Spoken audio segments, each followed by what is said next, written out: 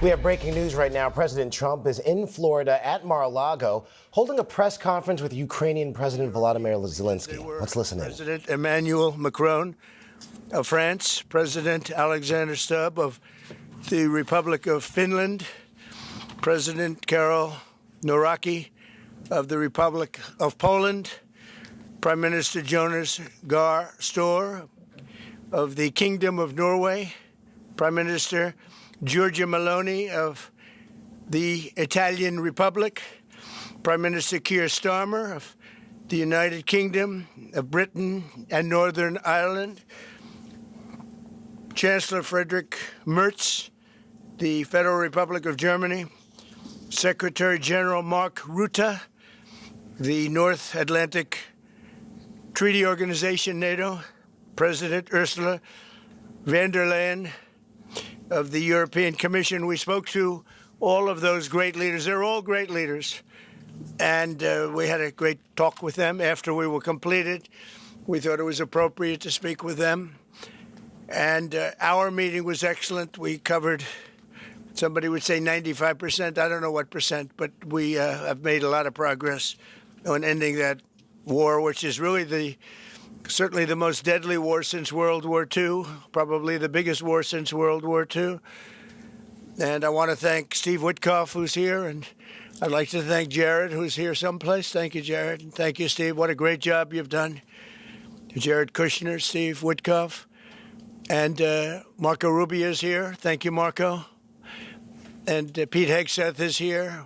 Those two people are doing an unbelievable job. And the four people on this one are doing, I don't think anybody could do it, and we'll see if it gets done, but it's very close, certainly. Nobody would even have a chance of getting it to where it is right now. Nobody would have thought that was possible.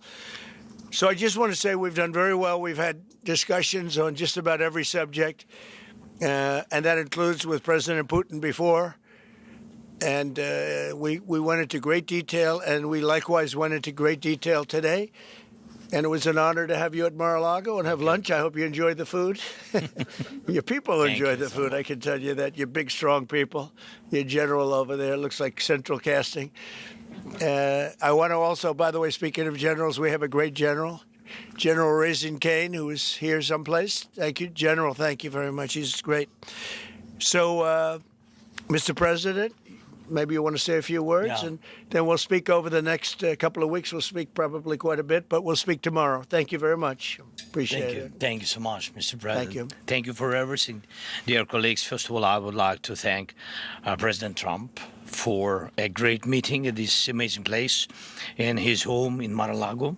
And we had a really great discussions on all the topics, and we appreciate the progress that was made by American and Ukrainian teams in these recent weeks. Special thanks to Steve Witkoff and Jared Kushner, and thank you for their engagement and full commitment, and also to our team, and first of all to Rustem Umerov and General Gnatov, and to all our teams. And we discussed all the aspects of the peace framework, which includes, and we have a great achievements, 20-point peace plan, 90% agreed, and U.S.-Ukraine security guarantees 100% agreed. U.S.-Europe-Ukraine security guarantees almost agreed. Military dimension 100% agreed. Prosperity plan being finalized, and we also discussed the sequencing of the following actions. And we agree that security guarantees is the key milestone in achieving lasting peace, and our teams will continue working on all aspects. We also had a joint productive call with European leaders, like President Trump said already, and a lot of leaders, including NATO and the EU. And we agreed that our teams will meet in upcoming weeks to finalize all discussed matters. And we agreed with President Trump that he will host us, and maybe in Washington, European leaders and Ukrainian delegation, yes, in January. And Ukraine is ready for peace. And once again, would like to thank President Trump for a warm welcome and substantial discussion. Thank you, Mr. President. Thank you very much. Thank you so much, Mr. President. Any questions, please? First ambitions from President Zelenskyy, 90%, 100%. The U.S.-Ukraine security guarantees, what number are we at right now?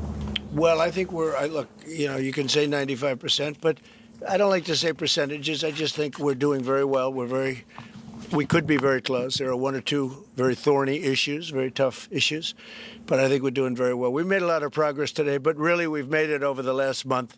This is not a one-day process deal. This is very complicated stuff. But I think when the president says 95, I think, could be close to 95%. Yeah, please, and behind you. Mr. President, have you agreed on the so-called free trade zone on Donbass? How to separate the sites? How to make the separation line? Who will be responsible? The word agreed is too strong. I would say not agreed, but we're getting closer to an agreement on that, and that's a big issue. Certainly, that's one of the big issues, and I think we're closer than we were probably. It's unresolved, but it's getting a lot closer. That's a very tough issue, but one that I think will get resolved. Yeah, please. Mr. President, we are receiving some mixed signals coming from Moscow, even after you spoke with President Putin. Can you assure us that you have received written or any formal response from them? Well, what was the issue? You have to tell me. What did they say? So they are telling that Ukraine has to give up Donbass. Just very recent statement coming out. Well, that's what they've been asking for, and there's a dispute about that. So they're going to have to iron that out. That's an issue they have to iron out. But I think it's moving in the right direction. Can you repair or delay the solution or peace agreement that you try to achieve? If something doesn't happen? You mean if something doesn't happen? Yeah, go ahead. May I ask? No, go ahead. You were going to finish your question. Will there be any step that the United States be prepared? Well, we'll see. Look, we'll see. But I don't want to talk about that because I think we're getting pretty close. Yes, please. May I ask the President of Ukraine Please.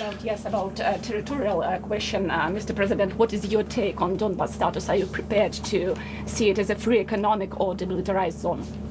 No, we spoke about 20 points plan, and I'm happy that really our team's very close to results. And I agree with President Trump that our teams work not one day and not one week, more than 1 month, beginning from Geneva, then 2 meetings in Miami, then we had Berlin, and now we have Mar-a-Lago. So this is a very difficult question. You know our position, so it's, we have to respect our law and our people, and we respect the territory which we control.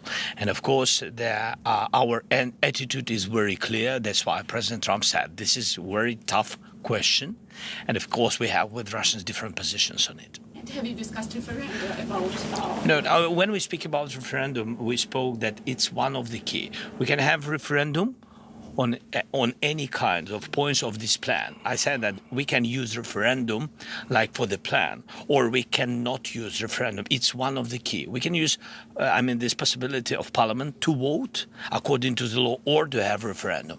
It doesn't matter. This referendum, if the plan will be very difficult for our society, very difficult, of course our society has to choose and has to vote because it's their land, the land not of one person, it's the land of our nation for a lot of generations. They'll probably have to get their plan approved by Parliament or by referendum of the people. You would think that they want, I know they had a poll that it's 91% in favor of ending this war, so they want to end it like everybody wants. Russia wants it ended, everybody wants it ended, and we want it ended. I want it ended because I don't want to see so many people dying. We're losing, massive numbers of people, the biggest by far since World War II. So we want to see it ended, absolutely. President Yes. Trump, you said at the top that you plan to speak again tomorrow. Is that correct? I might. It depends on what happens tomorrow. If there's an additional something to add, otherwise there's no reason to. We're in the process. Jared and Steve are working very hard to get something done. And if there's something that comes up, I'd speak. But otherwise, I don't think there's any reason to. In your mind, sir, what are the thorniest issues still unresolved after the? Well, I think the land you're talking about. Some of that land has been taken. Some of that land is maybe up for grabs, but it may be taken over the next period of a number of months. And you're better off making a deal now. Look, let me tell you, they have been very brave. They fought very hard and continue to fight very hard and do tremendous damage. But Russia would like to see it end, and Ukraine would like to see it. And I think it's time to end. And a lot of very brave people, a lot of people that are dead right now, unfortunately. because I've said, and nobody's disputed it, that if the election weren't rigged and stolen, 2020, you wouldn't have had this war. It would have never happened. And it didn't happen for 4 years. Never was even thought to happen. And I spoke with President Putin. I got along with him very well, despite the Russia hoax, which was a total hoax. He used to say, what is going on over there? But it was a total hoax, as he knew and as I knew. But I spoke to him, and we'd talk about Ukraine. I've said it before. It was the apple of his eye, but he wasn't going to do anything about it. He didn't do anything about it until I was gone, and then a lot of really bad statements were made by people, by a lot of people, I guess, but by a certain president that we had who was a disaster. Yes? Do you anticipate going to Ukraine if you can get to an agreement? And I know I'd have you no said problem earlier, with doing it. You know, I have no problem with doing it. Don't anticipate it. Would like to get the deal done and not necessarily have to go. I've offered to go and speak to their parliament. And, you know, if that would help, I don't know if that would help. I think it would probably help, but I don't even know if that's... You're welcome. Yeah, no, I know. Always. So I'm not sure that it would be really necessary. But if it would help save 25,000 lives a month or whatever it may be, I would certainly be willing to do that. Yeah, please. Mr. President. No, behind you. Thank you, Mr. President. And how about Where are you from? From Ukraine. Good, I had a feeling. Public broadcaster. Good. And how about Zaporizhzhia nuclear plant? Have you discussed this question? On what? Zaporizhzhia nuclear plant. Yeah, we discussed that at length today. As you know, it's in pretty good shape. It can start up immediately, almost immediately. And it's one of the things I discussed with President Putin. And they were talking about the nuclear plant. That's probably the biggest in the world, just about the biggest anywhere in the world. Can you believe that? And President Putin's actually working with Ukraine on getting it open. He's been very good in that sense. He wants to see that open. And he hasn't hit it with missiles, hasn't hit it with anything. It's a big danger to do that for everybody. But they're working together to try and get it.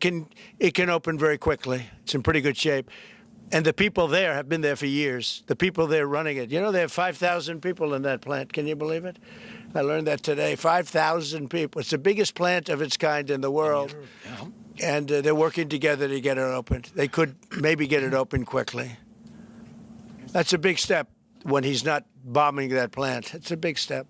Mr. President, in the readout from Moscow, they talked about the creation of some working groups that would be set. Can you tell us about what those working groups would entail? And also, if you wouldn't mind, what is the message that you will give to Putin when you speak to him after your meeting? So the working group is going to be composed of Steve Witkoff, Jared Kushner, General Raisin Kane, Marco Rubio, and a few other people that we're going to be putting onto it. I think Pete Hegseth should be in that working group. He knows the territory very well. He's been fantastic at what he's doing.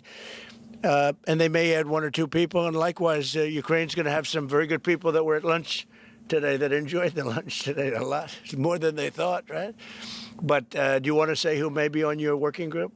Yeah, we now, as I said, that we work with Steve and Jared. We worked our Rustem Umerov and also Deputy Minister Kislitz and also General Ignatov, and they will continue work in this group.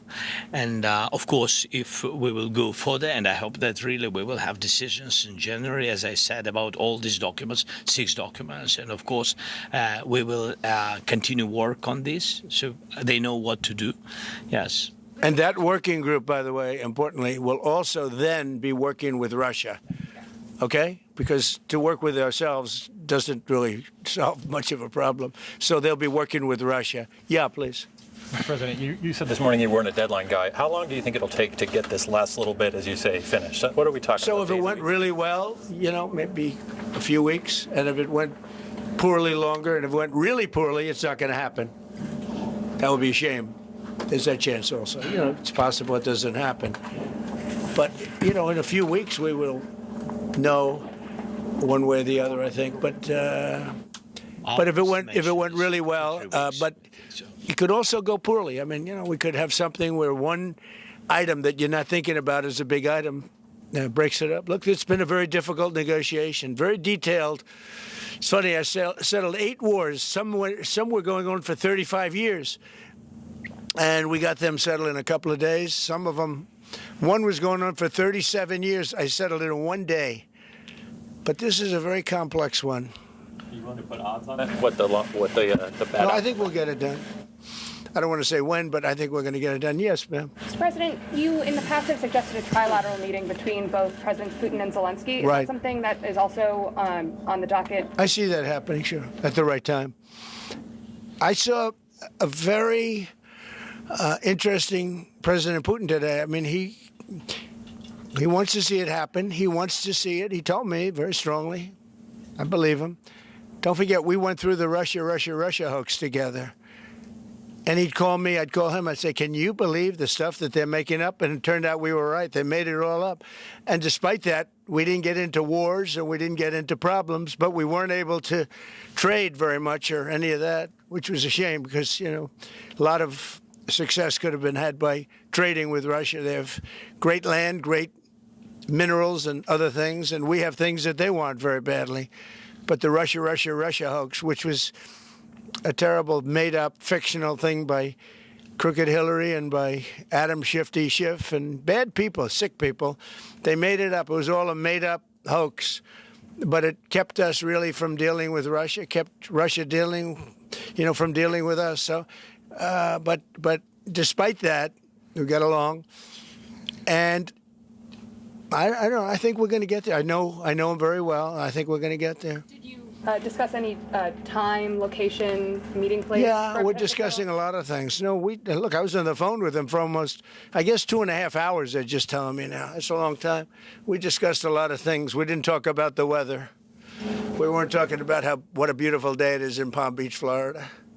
Yes. Trump, President Zelenskyy mentioned maybe a meeting with European leaders back in Washington. Would that be in the next few weeks? Well, in Washington or someplace, yeah.